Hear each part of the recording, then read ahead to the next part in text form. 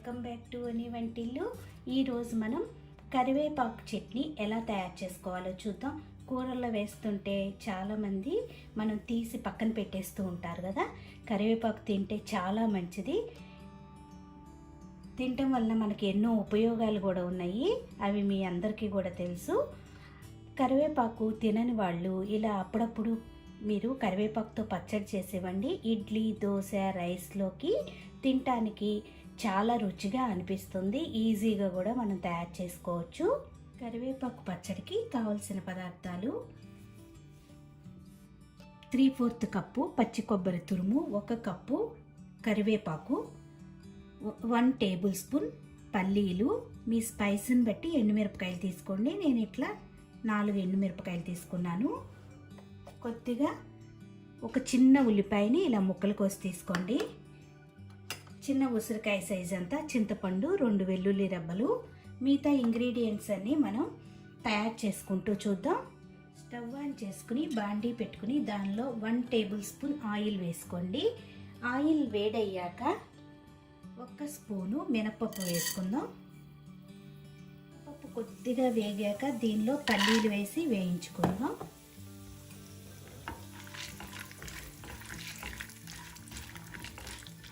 పల్లీలు కొద్దిగా వేగాక దీనిలో ఎండుమిరపకాయల్ని తుంచి వేసుకోండి.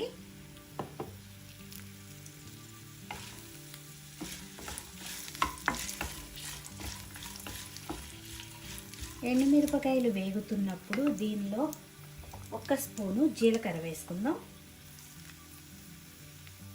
ఎండుమిరపకాయలు కూడా వేగాక ఉల్లిపాయ ముక్కలు వేసి వేయించుకోవాలి.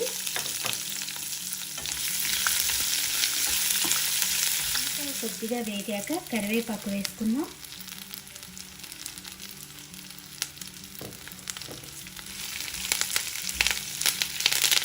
కరివేపాకు ఇలా కాస్త వేగాక పచ్చి కొబ్బరి తురుము దీనిలో వేసి వేయించుకుందాం.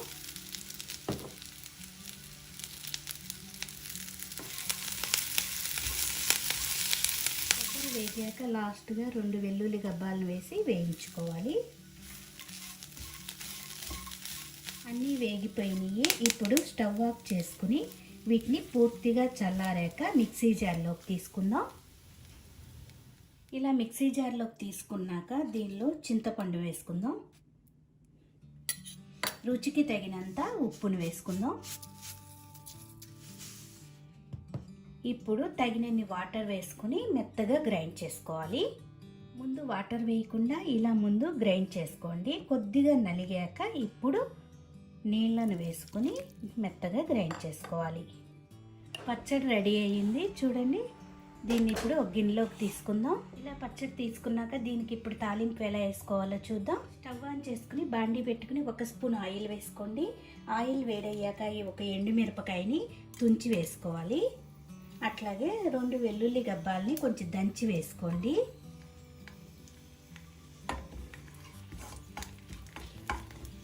ఎండుమిరపకాయలు, వెల్లుల్లి వేగాక ఒక 1/2 టీ స్పూన్ ఆవాలు, 1/2 టీ స్పూన్ జీలకర్ర, కొద్దిగా కరివేపాకు. తాలింపు వేగిపోయింది. ఇప్పుడు స్టవ్ ఆఫ్ చేసుకుందాం. ఈ వేయించుకున్న తాలింపుని పచ్చడిలో వేసి కలుపుకోవాలి. ఎంతో టేస్టీగా ఉండే కరివేపాకు పచ్చడి రెడీ అయిపోయింది. ఇది ఇడ్లీ, దోశ, రైస్లోకి తినడానికి చాలా బాగుంటుంది. మీరు కూడా ఒకసారి నచ్చితే తప్పకుండా ట్రై చేయండి. వీడియో నచ్చితే లైక్ చేయండి, షేర్ చేయండి, కామెంట్ చేయండి. మరిన్ని వీడియోల కోసం VANI వంటిల్ని సబ్స్క్రైబ్ చేసుకోండి. Thank you for watching.